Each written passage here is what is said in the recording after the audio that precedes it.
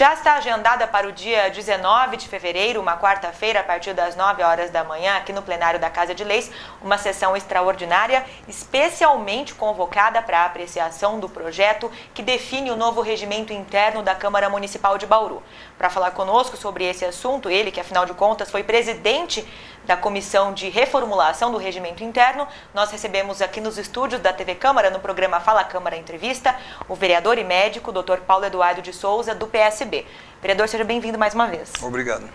Começar falando sobre alguns pontos, antes dos outros assuntos, saúde e DAE, sobre alguns pontos desse novo regimento interno. E creio eu que o mais polêmico deles é o que estabelece a realização de 2 sessões ordinárias por semana. Permanece a sessão de segunda-feira e acrescentaria, então, a sessão às quintas-feiras, no mesmo horário, às 2 da tarde. Por que o aumento de uma sessão por semana? A proposta surgiu dentro da comissão em função da complexidade que a cidade vem assumindo. A cidade cresceu, seus problemas cresceram, o orçamento superou a casa de R$1 bilhão e há necessidade de se debruçar com mais minúcia em uma série de temas. A cidade mostra aí uma Coab que pode torná-la inadimplente, a cidade tem problemas com as enchentes, a cidade tem problemas com o fornecimento de água, a cidade tem problemas com a saúde, a cidade tem problemas com transportes viários, a cidade tem problemas administrativos. Então, os assuntos se somam e a necessidade de que as comissões temáticas, e principalmente os vereadores mais interessados nesse ou naquele assunto, tenham um espaço maior para expressar a sua opinião e fazer as cobranças e fazer a própria atividade legislativa cresce com mais tempo formal dentro da casa. Com relação ao trabalho das comissões, também o novo regimento interno prevê a criação de uma nova comissão, Comissão de Ética e Decoro Parlamentar. Por que seria importante esse grupo?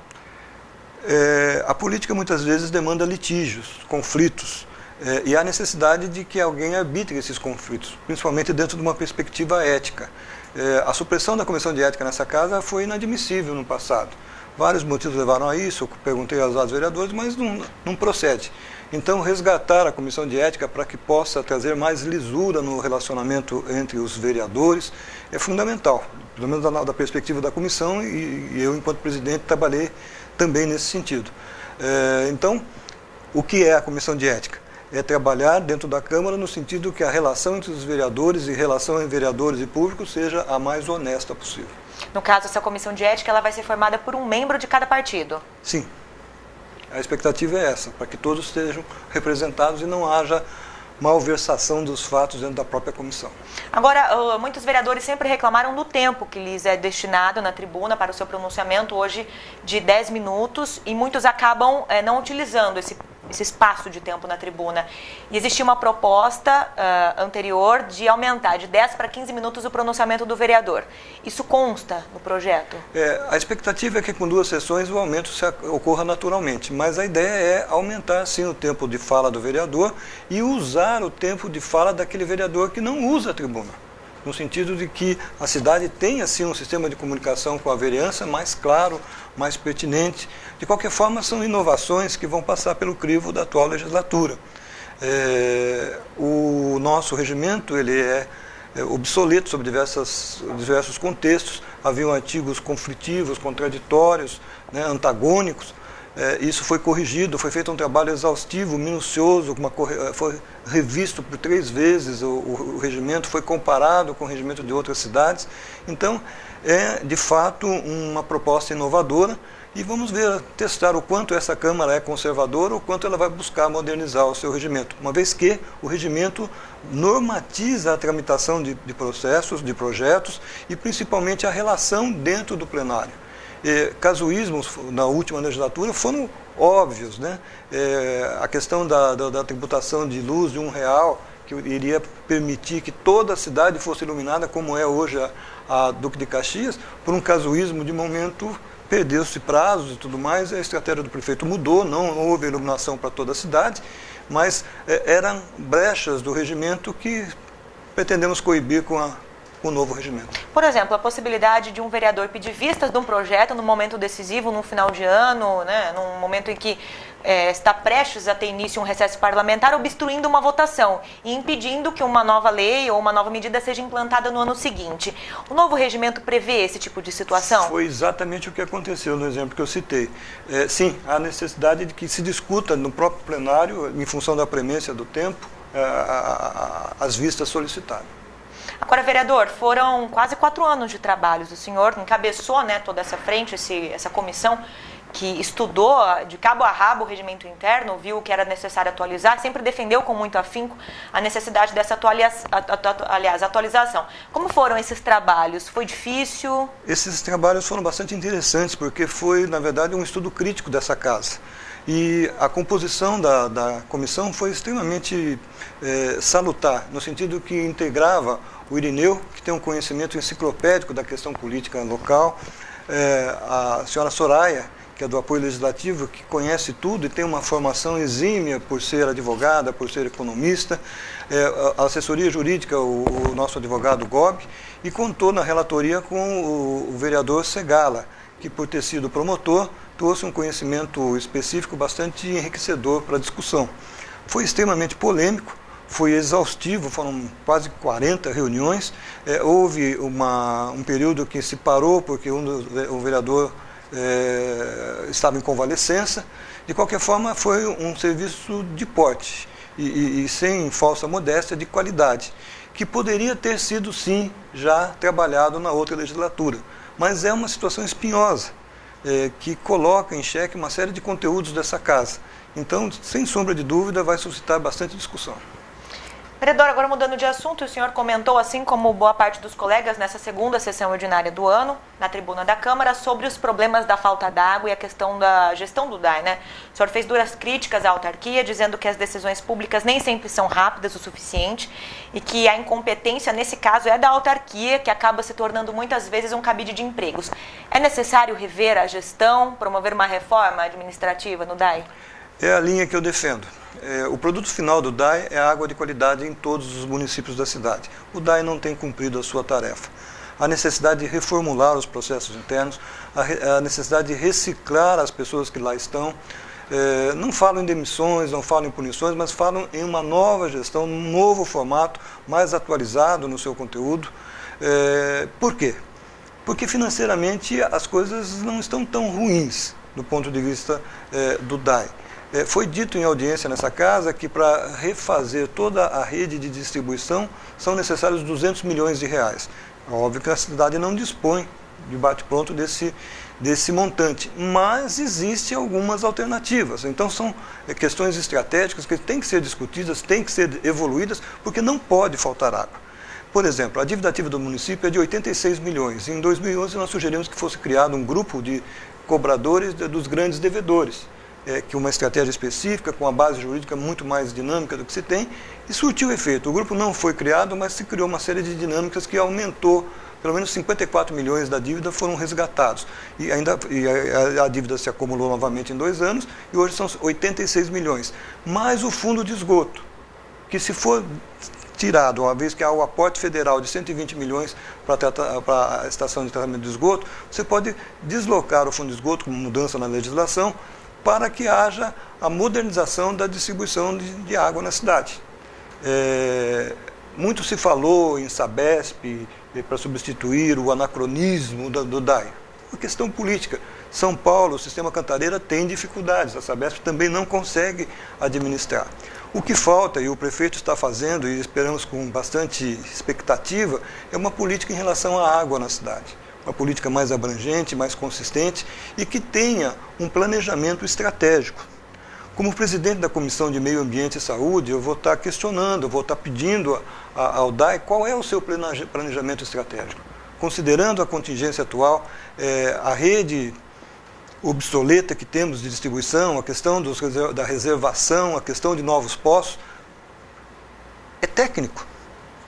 É possível fazer previsões, é possível fazer contingenciamento financeiro, é possível planejar o conteúdo no sentido dessa gestão desse prefeito e outros, porque essa é uma questão estratégica fundamental. Água é saúde, sem água não há saúde, sem água não há produção industrial, sem água não há quase nada.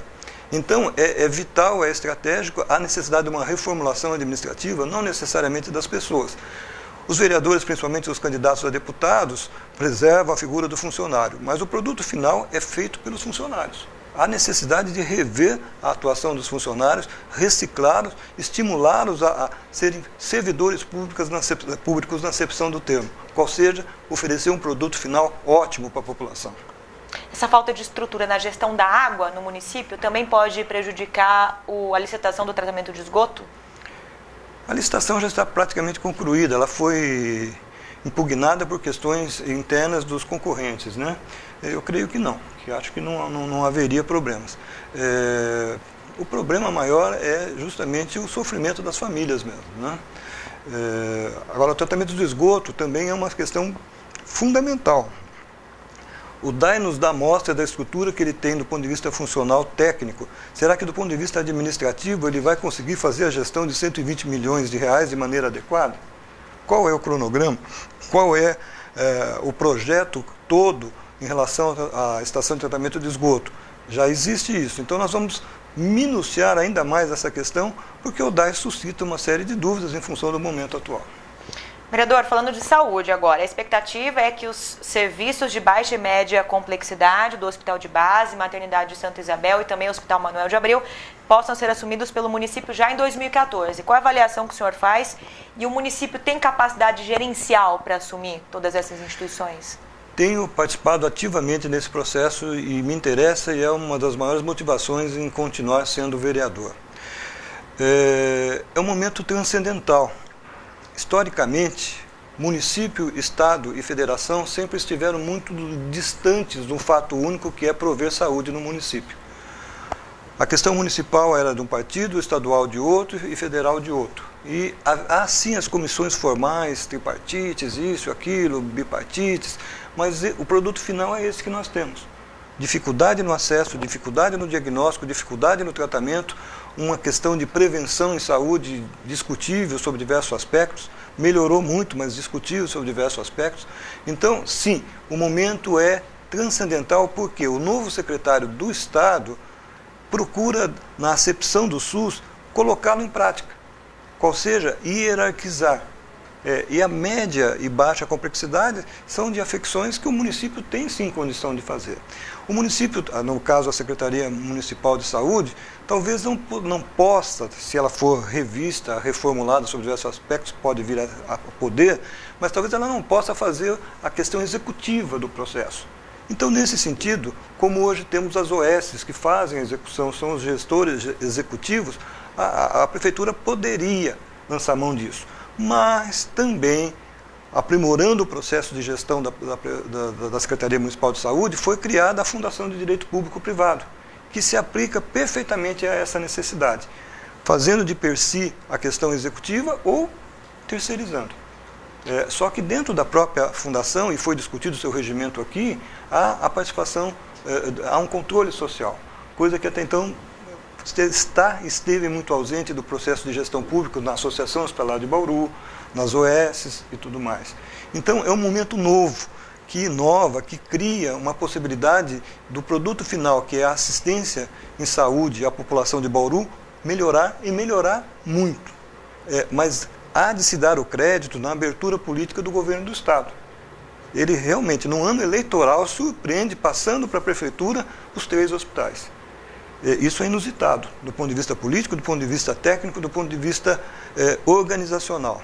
E a disposição nas 3 reuniões em que eu participei era muito grande que isso acontecesse e muito em breve. Mas há contingências locais que dificultam o processo. A dívida da Associação Hospitalar de Bauru. Não compete ao município ficar com o ônus ou a herança desse débito. Exatamente isso. Então existe todo um imbróglio jurídico no sentido de que em nenhum momento o município deverá arcar com o ônus qualquer que seja dessa dívida. Por quê? Porque de maneira informal, o Estado, quando deu a resposta que deu à associação, trouxe para si, de modo solidário, a dívida. No termo do jargão lá do assessor jurídico lá da Secretaria Estadual de Saúde, o Estado se contaminou pela dívida. O que nós não queremos, e vamos estar muito atentos nesse processo, que isso similarmente não aconteça com a Prefeitura. Interessa, sim, muito a questão da gestão municipal na média e baixa complexidade, mas sem ônus qualquer da dívida. Essa discussão é a discussão de momento. O prefeito está muito atento a esse processo, o secretário Idem, e nós da Comissão de Saúde mais ainda. Somos sim favoráveis, eu sou favorável a que venha para o município a gestão desses hospitais, sou favorável que rapidamente isso aconteça, sou favorável para que a fundação se coloque claramente dentro dos seus propósitos, coisas que ainda não fez, ela ainda é apenas uma ideia, e é o que falta para a saúde, do ponto de vista de completar o ciclo. Aí nós temos a prevenção, nós temos o diagnóstico, nós temos o tratamento e temos a reabilitação, na mão de um gestor só. E é um gestor que pode ser cobrado no Conselho Municipal de Saúde. Isso é importante. A população participa do processo, do ponto de vista de acompanhamento desse processo, do ponto de vista de participação na questão orçamentária do processo, e houve as contas a serem prestadas periodicamente pela Secretaria Municipal de Saúde. Então o momento é bastante estimulante, mas por enquanto são só ideias. Esse é o vereador Dr. Paulo Eduardo de Souza, aqui pela Câmara Municipal de Bauru, vereador pelo PSB. Vereador, obrigado pela presença aqui na TV Câmara. Agradeço muito. Agradeço também sua sintonia aqui conosco. Obrigada mais uma vez e até a próxima.